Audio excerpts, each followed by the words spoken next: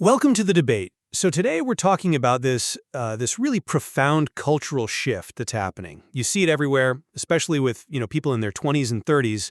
There's this massive desire to reclaim personal power. Right. This idea that you have to be the author of your own life. Stop waiting around. Exactly. It's all about rejecting those sort of passive narratives, like waiting for a prince or for some magic to happen. And the tools for this are coming from these modern psychological frameworks: attachment theory, setting boundaries, building self-worth. It's a whole ethos promising radical agency. And, it's popular for a reason. The old stories just don't work for a lot of people anymore. For sure. But our core disagreement today, I think, is whether this push for such intense self-authorship is actually a practical path to empowerment. Does it really give people the tools to overcome deep-seated emotional challenges? Or does it just oversimplify everything? Does it ignore the sheer complexity of, trauma, our own neurobiology, and end up leading to, well, a lot of self-blame when it doesn't work out perfectly? That is the absolute heart of it. So my position is that these frameworks are, they're not just helpful, they are absolutely necessary. I really think they're the only reliable path toward building genuine agency and, that unshakable sense of self-worth. And I'm going to argue that, while that sounds great, these models often become really reductive when they hit the real world. They tend to just gloss over the messy, painful reality of human attachment and trauma. And they risk putting this just overwhelming burden on the person who's already hurting. Okay. I can see the risk there, of course, but the foundation is what's critical. Real empowerment has to start with rejecting this idea of being the unkissed princess, right?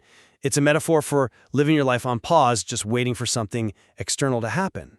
And the only way out of that is to build what you could call an inner empire, a sense of self-worth that's rooted in your own values, not in chasing external validation. The glass slipper of getting the job or the partner. That stuff is unstable. It's designed to break. The goal is noble, I'll give you that. But my issue is that the reality of human behavior is just so much more tangled than any framework really allows for. These principles, they start to fall apart the second they come up against the hardwired neurobiology of attachment. It is so hard to simply choose agency when you're caught in what I call the chains of stasis. There's this psychological gravity that just pulls you back. Okay, so define those chains for me. What specific gravity are you talking about that can just override a conscious choice? I'm talking about these really deep, powerful pulls.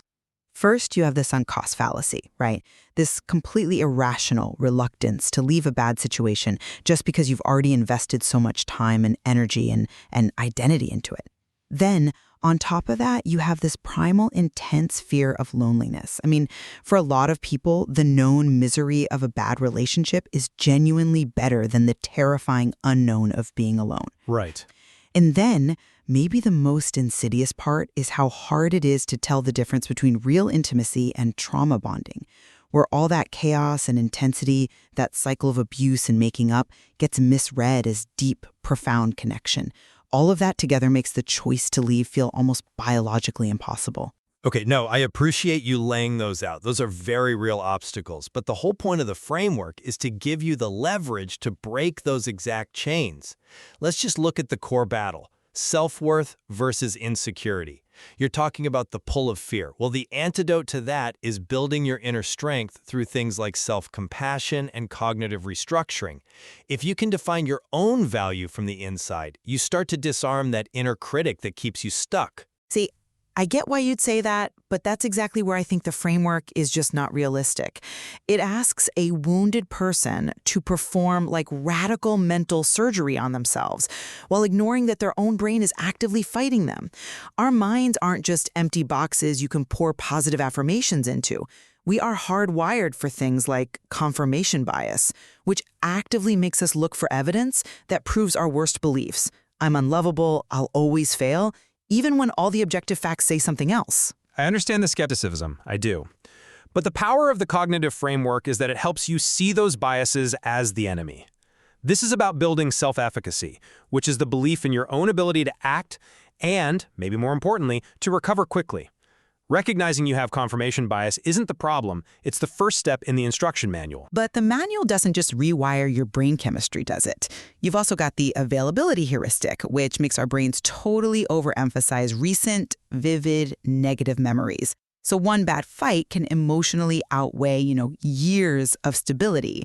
So if your own internal system is constantly feeding you this curated evidence of your own failure, how is just choosing a balanced perspective a real strategy? Isn't that just telling a victim to, get over their own brain? See, I just don't buy that because it reduces our entire capacity for change down to just chemistry. The practice of mindfulness, of intentional reframing, it's not about stopping the struggle. It's about creating a little bit of space between an irrational thought and your choice to act on it. You can't stop an anxious thought from popping into your head. That's the neurobiology, fine. But you can consistently choose not to feed it. And that sustained practice is what builds the inner fortress. It's the difference between being devastated by a setback and seeing it as, actionable data. That's self-efficacy in action. It turns anxiety into readiness. Okay, readiness is the goal. I agree. But let's shift to how these frameworks deal with other people, specifically communication and conflict. There is this huge push for idealized communication, nonviolent communication, I statements, rigid boundaries. And we're told that these are the keys to turning fights into, growth opportunities. People sometimes call them spells for connection, because when they work, they really do change the entire dynamic of a conversation. Right. But my point is, this ideal form of communication, it assumes a baseline of goodwill and emotional maturity from both people. It completely falls apart in the chaos of a real power imbalance. I mean, how effective is a perfectly crafted "I feel X when you do Y" statement when the other person is actively gaslighting you or trying to manipulate you? They're effective because they change the goal. They're not always about finding a quick compromise. Sometimes they're tools for discernment. I mean, NVC is very systematic. You state an observation, a feeling, a need, and then a request. That structure forces you to get past the surface-level anger to the actual unmet need underneath, for safety, for respect, whatever it is. If your partner can meet you there, you can grow. But what if they don't? What if they meet that vulnerability with aggression? You use the NVC structure, you say you need respect, and they fire back with, "You're just being too sensitive," or "Now you're trying to control me." That's not just a communication breakdown. That's them refusing to see you as a person. And that refusal gives you your answer. That's the clarity. The communication tools help you define what an authentic relationship is. If a partner consistently refuses to engage, well, the framework gives you the clarity to see they aren't a viable partner for a secure relationship. You move out of that confused, anxious state and into clear-eyed decision-making.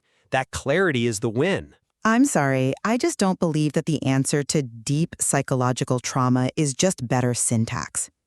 If someone is systematically isolating you or blaming you for everything, using an I statement just puts you at more risk. You're basically handing them your vulnerability as a weapon to use against you.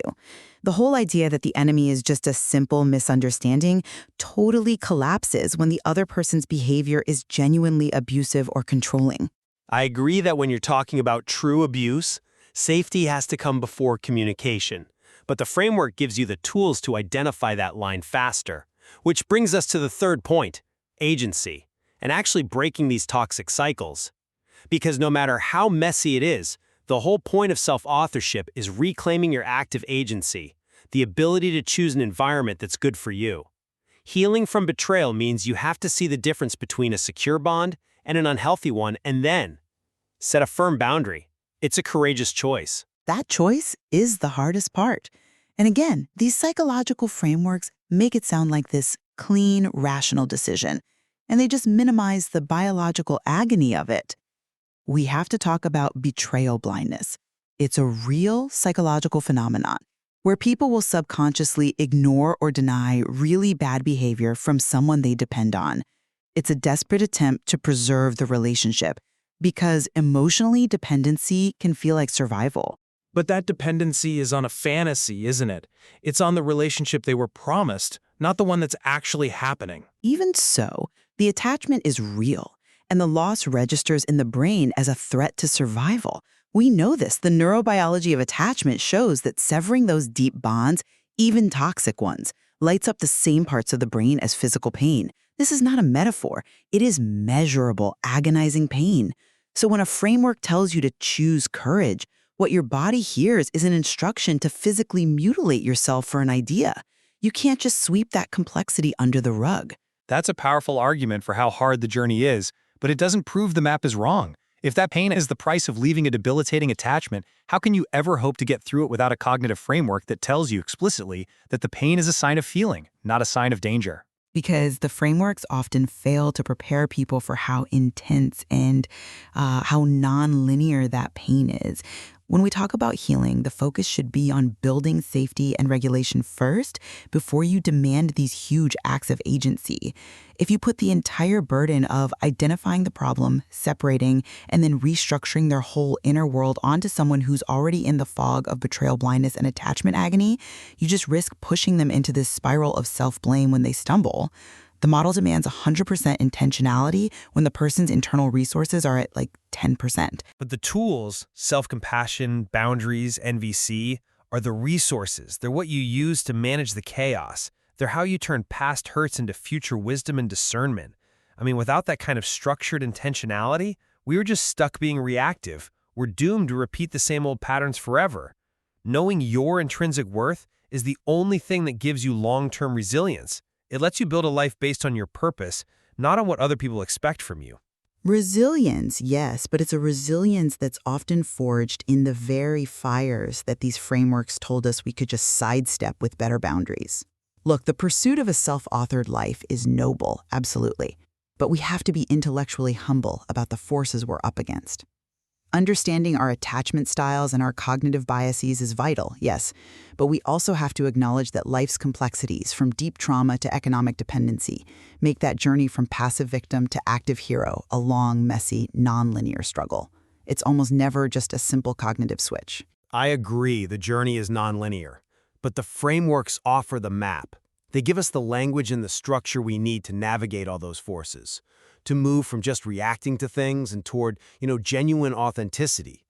I think ultimately the question is whether you believe humans can transcend their circumstances, even in the face of chemical and emotional pain. And I maintain that defining your worth and setting boundaries based on that worth is the absolute prerequisite for any authentic connection and fulfillment. And I maintain that understanding the true visceral cost of setting those boundaries is the prerequisite for being able to do it effectively. Well, the goal here is to understand all these forces better, right? Internal and external. Hopefully, listeners can take these perspectives and apply them to their own lives and their own relationships with a little more clarity, armed with both the map and a healthy respect for the terrain.